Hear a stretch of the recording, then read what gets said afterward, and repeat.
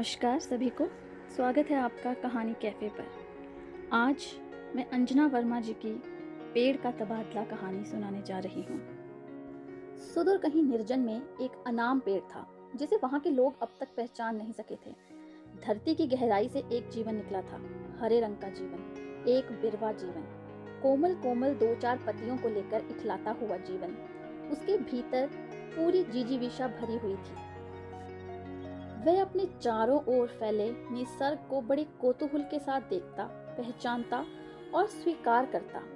उसे ये दुनिया बहुत प्यारी लगती थी और घटित होने वाली एक एक बात उसे जीने के लिए प्रेरित करती थी। बच्चे की तरह वह अपने परिवेश को जानने और समझने की कोशिश करता था और एक रहस्य पर से पर्दा उठाकर देखना चाहता था कि ये हो रहा है तो कैसे हो रहा है, ये क्या है, वह क्या है। इस तरह की जिज्ञासाओं की कमी न थी उसके दिल में। बीतते हुए हर एक दिन के साथ वह कुछ न कुछ नया सीखता था। कई बातें उसने गिरह बांध कर रख ली थी, वे बातें जिनसे उसकी सुरक्षा जुड़ी हुई थी। ऐसे स्थावर होने के नाते उसकी बहुत सारी मजबूरियां थी, पर उसे तो अपने अस्तित्व की सीमाओं के भीतर ही जीना था। अपने चारों ओर की संवेदनाओं को वह पूरी ऊर्जा के साथ ग्रहण करता था और उसके एहसास बहुत घने होते थे। जब वह सुखी होता तो हंस लेता, दुखी होता तो रो लेता। केवल बोल नहीं सकता था, चल नहीं सकता था। वह बाल पेड़ बढ़ रहा था और उसे बढ़कर एक वृक्ष बनना जरूरी था और यही उसका अंतिम लक्ष्य भी था। कालक्रम से वह बढ़ता भी गया और जैसे जैसे बढ़ता गया वैसे वैसे अपने चारों ओर के वातावरण, अपने साथी समाज का ज्ञान उसे होता गया।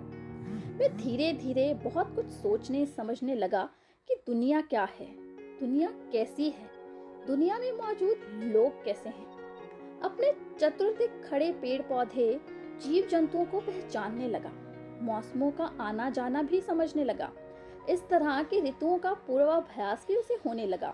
कब किस मौसम में उसके चारों ओर का परिवेश क्या रूप ले लेगा उसे मालूम रहता था। जब वह एक छोटा झुरमुट था तो छोटी छोटी चिड़ियां आती और उसकी डालों पर बैठकर फुदकती, ची ची बोलती और उड़ जाती। तितलियां आती और उसकी पत्तियों को छूती हुई निकल जाती। कई पंछी उसे अपनी रात का बसेरा बसेरा बनाए हुए थे। कितने कीड़े मकोड़े उसकी डालियों पर रेंगते या चलते थे। किशोरावस्था में ये सारी गतिविधियां और बढ़ गई और उसे ये सब बड़ा अच्छा लगने लगा, क्योंकि जिंदगी का हर अनुभव उसके लिए भी नया नया था। उसे दुनिया की सारी बातें नहीं लगती। इन्हीं अनुभवों में से कुछ अनुभव प्रिय होते, कुछ सामान्य, कुछ अप्रिय, कुछ पीड़ादायक। पंछी प्राणियों का उसके पास आना, उससे मिलना जुलना उसे बहुत सुख पहुंचाता था। हवाएं और हल्की धूप भी सुख देती थी। प्रचंड सूर्य किरणों से कष्ट तो होता था, परंतु वह उससे जूझना सीख रहा था। तब वह अपने पैरों से जमीन के कलेजे की सरसता टटोलने लगता और जमीन से ठंडक पाकर सूर्य से लड़ता। हाँ, आंधी से उसे कठिन पीड़ा होती थी। वह जैसे समूल उखाड़कर उसे नष्ट कर देना चाहती थी। उसकी डालियों को थप्पड़ लगाती, हिलाती, झुकाती, उड़ाने लगती। तब वह बेबस हो जाता। उसे भय लगता था तेज आंधियों से। वर्षा तो उसकी दोस्त थी, बचपन से उसे जीवन दे रही थी, परंतु कभी कभी वह भी क्यों दुश्मन बन आंधी का साथ देने लगती थी, ये बात उसकी समझ में नहीं आती थी। उसके दिन बड़े मजे में गुजर रहे थे। उसके चारों ओर कई अन्य पेड़ थे और पेड़ों के पास हरी दुबों से भरी धरती थी, जिसमें लड़के अपनी गायों और भेड़ों को लेकर चराने चले आते थे। उन चौपायों को वह निर्विकार भाव से निहारता। कोई कोई गाय उसकी पत्तियां चर जाती तो उसे बहुत पीड़ा होती। वह सोचने लगता कि उस चरवाहे के पास दो हाथ हैं जिनसे वह अपनी रक्षा के साथ साथ बहुत कुछ कर सकता है, यानी जो चाहे वही कर सकता है। उसके दो पैर भी हैं जिनसे वह चलकर कहीं से कहीं चला जा सकता है। उससे आश्चर्य होता है कि कैसे इन्हीं दो पैरों पर वह अपने अस्तित्व को उठाए कहीं से कहीं पहुंच जाता है। ये सुख उन जैसे वृक्षों और पेड़ों को नहीं मिलता। उसके समान जो अन्य पेड़ पौधे हैं वह जमीन में गड़े हुए हैं और गतिशील नहीं हो सकते।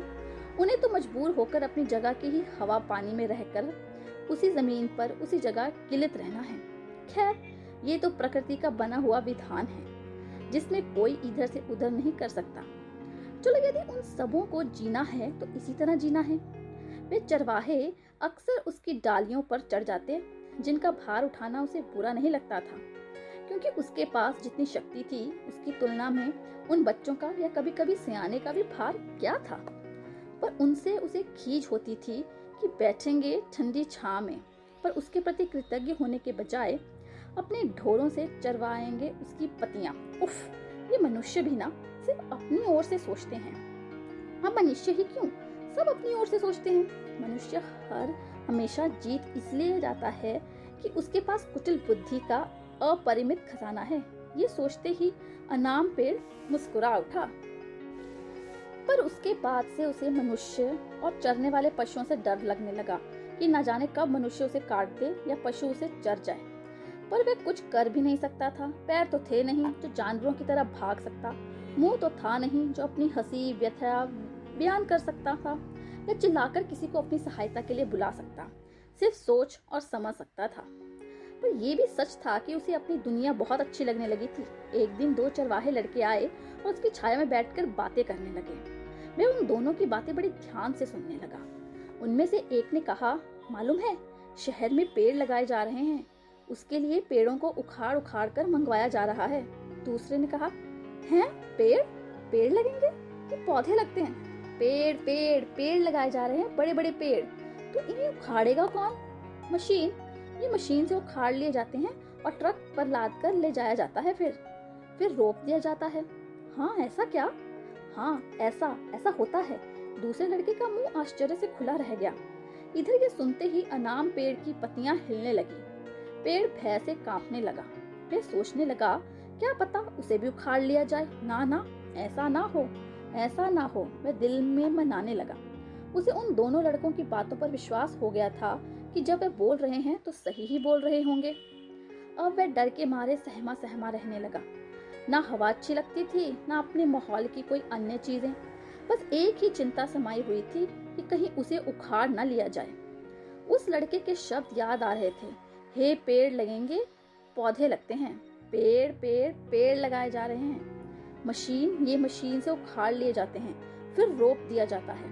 उसे दुख हुआ अपने अस्तित्व पर। उसके पास पैर नहीं तो वह दौड़कर कहीं भाग जाता और छुप जाता। और सचमुच वे दिन आ गया। उस दिन कुछ लोग आए और पेड़ों का चुनाव करने लगे। एक ने उसे देखकर कहा, अरे ये देखो, ये कौन सा पेड़ है, कैसा खूबसूरत है, यहाँ इसे कौन देख रहा है? हाँ, सचमुच ऐसा पेड़ मैंने नहीं देखा। इसकी पत्तियों का कटाव देखो और इसका हरापन देखो। आखिर इसका नाम क्या है? पता नहीं क्या है। क्यों न इसे ही ले चले? नहीं, कहीं ये विरल जाति का पेड़ है, उखड़ने से कहीं सूख ना जाए। नहीं, इसे हम ध्यान से रोपेंगे और इसका ख्याल रखेंगे। ये सुनकर पेड़ रोने लगा। उसकी पत्तियां हिल हिल कर छटपटाने लगी। कुछ दिनों बाद वह ट्रक पर लदा हुआ भागा जा रहा था। बिना पैरों के ही दौड़ रहा था। गति गति गति, इतनी तेज गति। सारी पृथ्वी उसे घूमती हुई मालूम पड़ रही थी। उसे चक्कर आ रहे थे। एक जगह पहुंचकर उसे रोपा गया। उसे दूसरी धरती मिली। बिना वर्षा के ही पानी मिल गया। अब वह खड़ा था एक सड़क के किनारे, मनुष्य की गुलामी करता हुआ, उसकी सड़कों को ठंडक पहुंचाता हुआ, हरित महानगर के हरे सपने को पूरा करता हुआ। उसने कभी इस दिन की कल्पना भी न की थी। कहाँ पहले वह जी रहा था अपनी दुनिया में, जहाँ उसे जरूरत न थी अन्य कुछ की। सब कुछ था उसके चारों ओर, अद्भुत प्रकृति और प्रकृति का लाड प्यार। और कहाँ ये पंछियों और जीवों से शून्य लोहे और कंकड़ पत्थर की नगरी, जहाँ रंग बिरंगी गाड़ियां ही दौड़ रही थी चारों ओर। उससे नजर उठी तो मनुष्य पर गई। कभी कभार गाय और कुत्ते भी दिख जाते थे, परंतु सब जैसे अपनी मंजिल से दूर दिनहीन बने भटक रहे हों। वे कहाँ गया, वे कहाँ आ गया, वे कौन सी दुनिया थी? वे याद करता पंछियों को, छोटे छोटे प्राणियों को। पंछी यहाँ भी थे, पर ये दूसरे किस्म के थे। फिर वे हरी भरी दुनिया, ठंडी बहती हुई हवा, उसकी छाया में सुस्ताते चौपाए, गरीब चरवाहे, उसके भाई बंधु, आत्मीय पेड़ पौधे, सब अब सपने हो गए। सड़क के किनारे खड़ा वह प्रतिपल अपने अतीत को याद करता रहता था। चलिए दोस्तों, तो मिलती हूँ अगली वीडियो में एक नई कहानी के साथ।